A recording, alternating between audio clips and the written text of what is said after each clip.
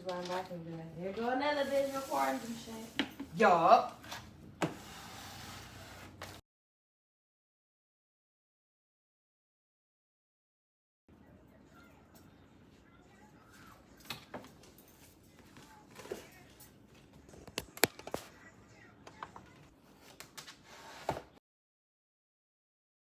Okay, let me see if y'all can hear me, cause I'm sure it's some stuff to talk about. So hey, good morning. So it looks like you can hear me. You probably hear my dog in the background too. Other than the MIT neurosurgeon who quit his job, I was moved by that. That was some good. That was a good 45 minutes. That's my goal with like this type of stuff. Not that I don't have to, but you know your girl could talk. I'm gonna talk about that. I'm gonna make sure you can hear me again. Hold on.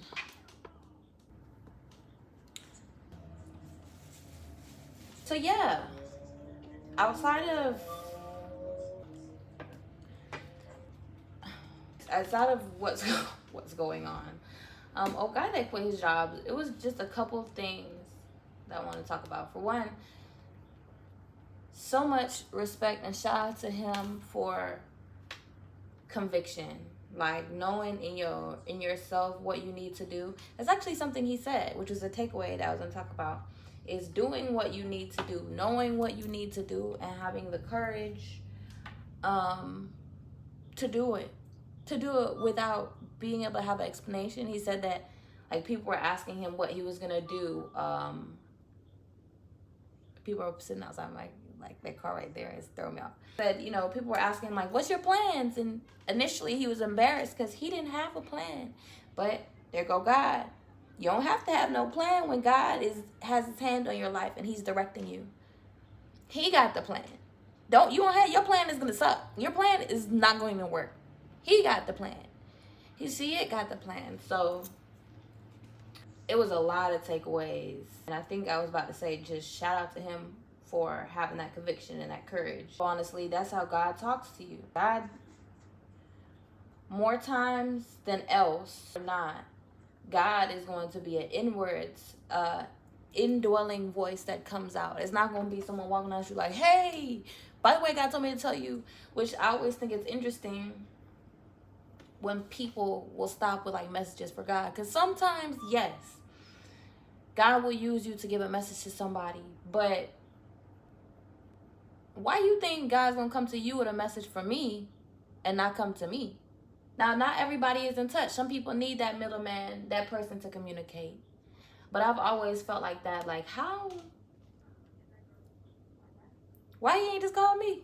See, so being able to follow and hear. Again, there's cars parked outside my house, and that shit is kind of weird. This is my thing with this is it for me. Like, eyes on me is a little bit, but again, having that courage to do what feels right, that what you have conviction in.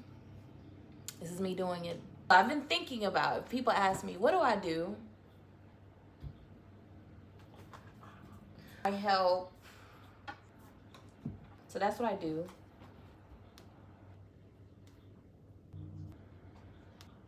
And I'll do another video on that actually. So you guys, someone remind me. I'll circle back to that. I will. Maybe I can make this 2 videos.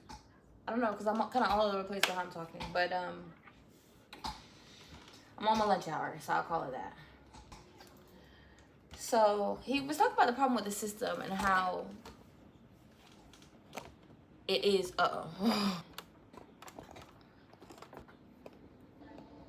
He was talking about the problem with the system and how it is essentially for profit, but we knew that. It's interesting because yesterday, I thought about this before, but yesterday, slow down, I talk really fast, I know. I thought about the fact, the word industry, and to now look up what the definition of an industry is. So one definition I see here, Webster defines an industry as a department or branch of a craft, art, business or manufacture, or a distinct group of productive or profit-making enterprises. Right? Damn. So let me mute that because it's gonna keep pinging. It's stuff going on in the world. Yeah, so an industry, that's what I thought when he said the medical industry, and I'm like, well, it's an industry. The purpose of it is to make money. It's for profit. And I know I mentioned this in another, I always say, why do I always preface stuff? What does that mean? Anyone who knows psychology, what does it mean? Because I always preface something. I'll show you my certificate, but I don't want to put too much information out there.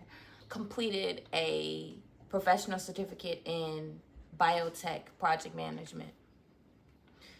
Capstone where was we had to basically come up with our own project, and what our therapeutic was I don't want to go too in depth. There's no reason to go too in depth, but anyways, our therapeutic was, it targeted cancer, and basically, yeah, we had to manage that program, stakeholders, budget, milestones, all that type of stuff. That was the capstone. But through this 4-part course, you were reminded that this is still an industry, it's business, and that is what the stakeholders give about, is money. Yeah, do good, cure somebody. Well, therapeutics is not a cure, so they ain't never said cure nobody. Let's clarify that. But help somebody, alleviate some suffering is something that he said that he swore an oath on. Part of the Hippocratic Oath, I guess, is to relieve suffering. Money.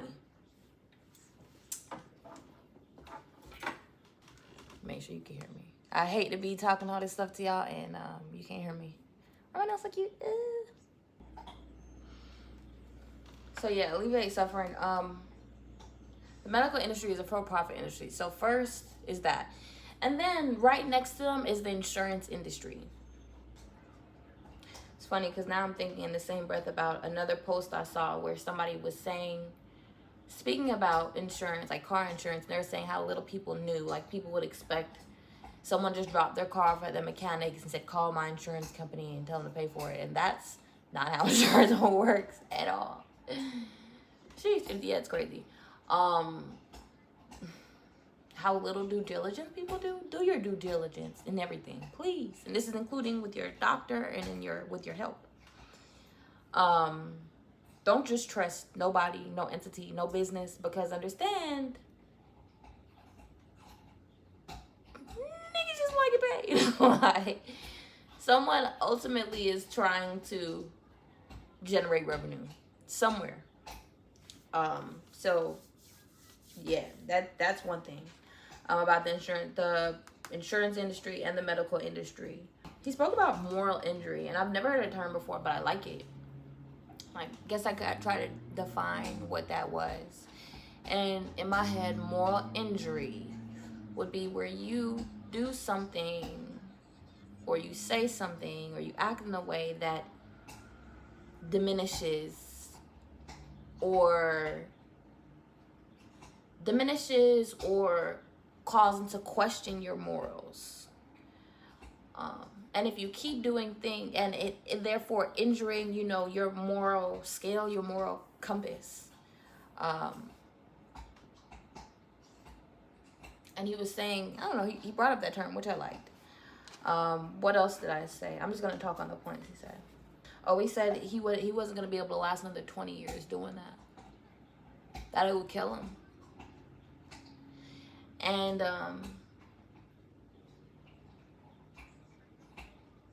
watching this moved me, because in the same breath, me thinking, from what I was watching, and I was like, oh my gosh, I still care so much about healthcare. I still care so very much about, like, the concept of medicine and medical care.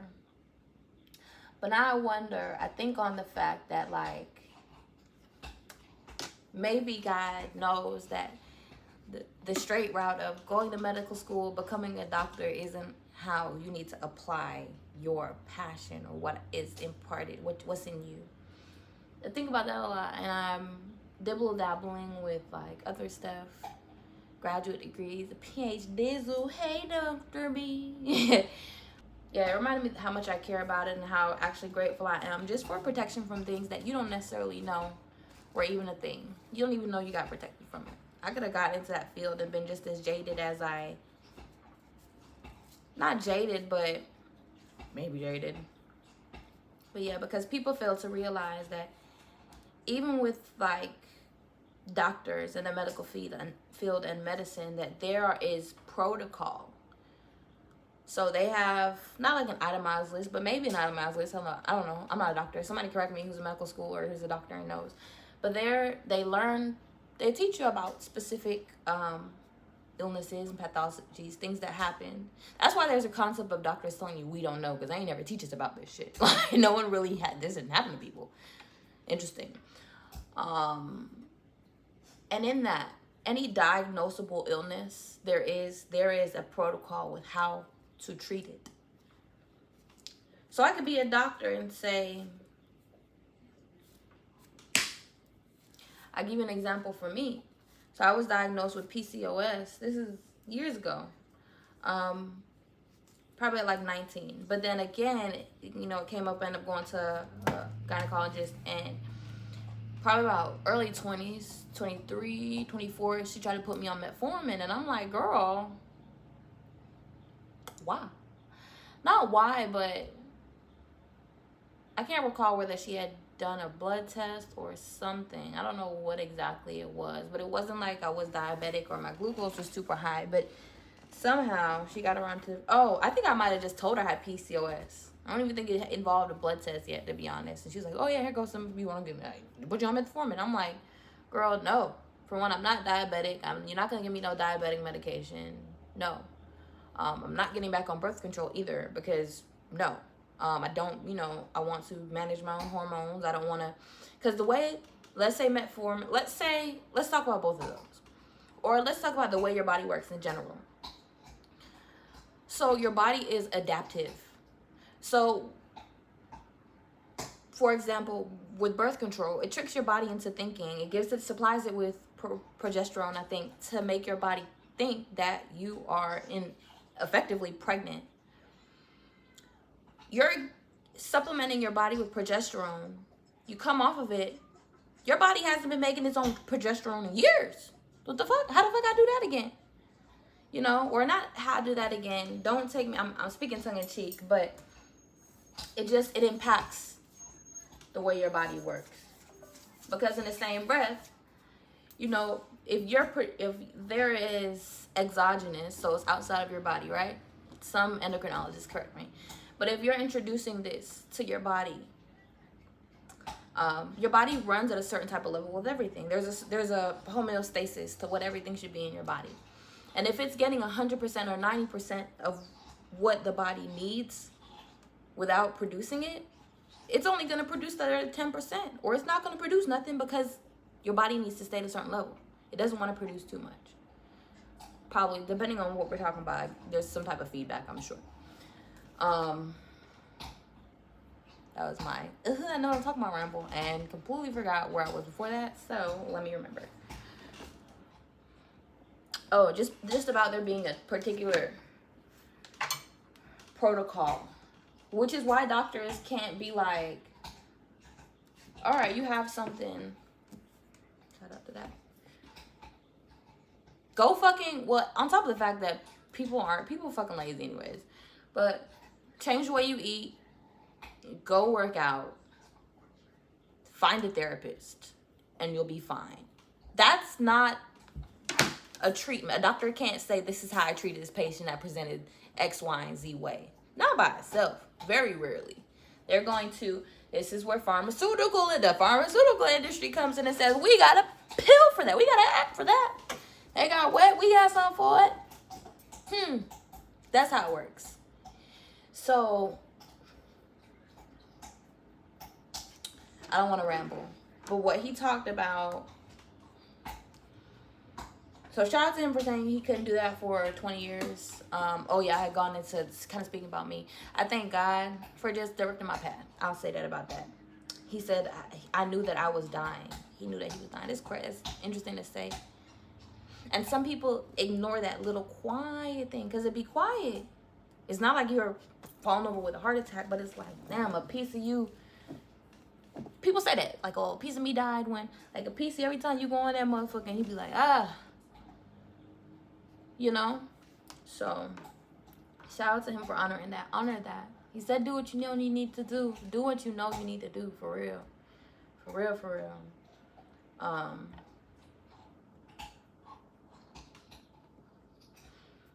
Him being able to quit. So I wrote financial freedom and how, financial freedom and how that is something that people should be focused on. I can't tell you what you should or should not be focused on. All I can say is that I recall my dad going to work over summers and being like, you ain't get no summer break. Like, so when you get to chill? Oh, and like seeing cubicles and stuff and being like, that cubicle thing ain't for me. And I guess that's part of where like doctor came in, because you don't see no doctors in cubicles. I just knew cubicle life wasn't for me. I'm not at a cubicle. I'm at home. So God is good. Financial freedom.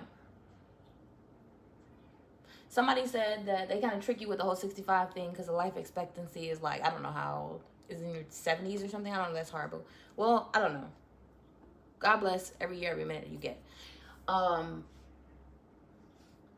Yeah, they work you your whole. That's a lie. And I always knew that was a lie. They ain't, nah. So it stressed to me the importance of having financial freedom so that you are in a position to where you can honor yourself. Don't get trapped in this matrix. Don't get trapped. Be able to honor yourself and be like, yo, I can't do this. This is not what God has for me. This don't sit right in my spirit, and honor that. That's something I always think about. Even, I was about to say maybe I'm a little bit too comfortable with it, but I don't think so. Is that my life and my God, Velvet, are going to come first. So if I'm not feeling right in my spirit and my mind, and I remember it took some time working. And the first couple of times I wanted to take some time off, I would talk to my sister and be like, girl, I feel kind of guilty. I feel guilty about trying to use some time off. But then, not no more. I don't take a lot of time off, though, now anymore, because I have a pretty flexible work-life balance. So I'm pretty free. I don't feel very chained to where I need a breakaway. But yeah, having that freedom is powerful. And having a supportive partner who is equally yoked, because he said, you know, he was trying to figure out what to do, and he talked to his partner, and she's like, why don't you, or they, whoever, excuse me, I think he said his wife, she was like, why don't you just quit? And that is everything too. That showcases how important it is to have a partner who is supportive and equally yoked. And what I mean by that is like here with you. I'm calling a dream I had last night. I'm trying to think about it. But yeah, having a partner that's here with you. And says, you know, we gonna be all right. He said his partner was in school or something, so it wasn't like they had a whole bunch of money coming in, but they were able to save. He's a neurosurgeon, so I'm sure he's in his Iraqi Saki. And I don't know, he didn't say what his partner did, but yeah, supportive and equally yoked. And not just like, oh, we got bills to pay, oh, we have stuck through it. Like, no, honor yourself.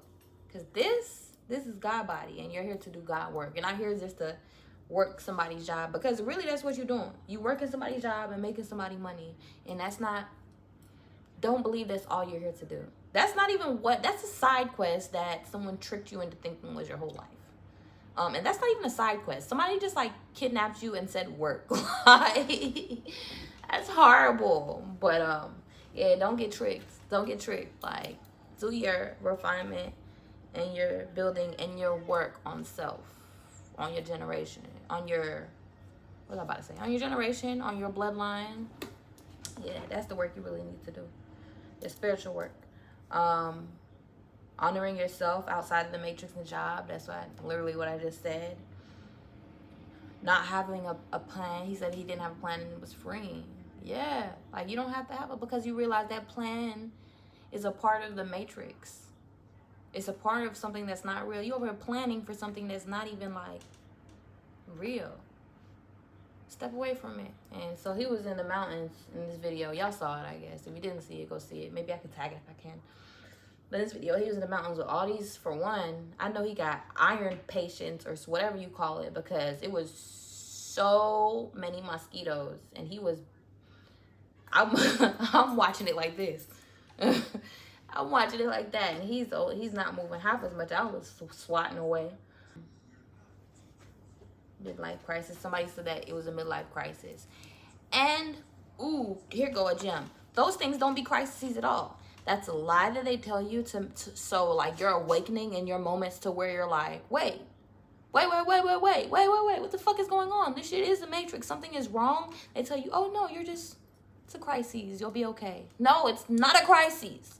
Listening to your awakening. If God whoever, but if it's coming from a righteous, enlightened, truthful place, you will know and listen to it. Fuck it if it might feel like a crisis. It might, because it's so different. When things aren't normal, when we get this abrupt motivation to do something completely like out of the routine for us, Velvet, please, out of the routine for us, it can feel like a crisis, like you're getting ripped out of a space that you're used to. But do it, honor yourself. I've had plenty of crises. So if you're worried about having crises, unless you're really having a crisis, you need to talk to somebody. But let it pass. You'll be fine. I think I'm winding down because it's 12:30 and I need to get back to, I was about to say something awful, but the work I can do. He brought up Doogie and Doobie Bells and enjoying his time with his dog. And that's my doggo right there. And he made me realize that I do, while I've been fussing at her, I want to be able to honor her more too and spend time OUT side, because she know what that word is, with her.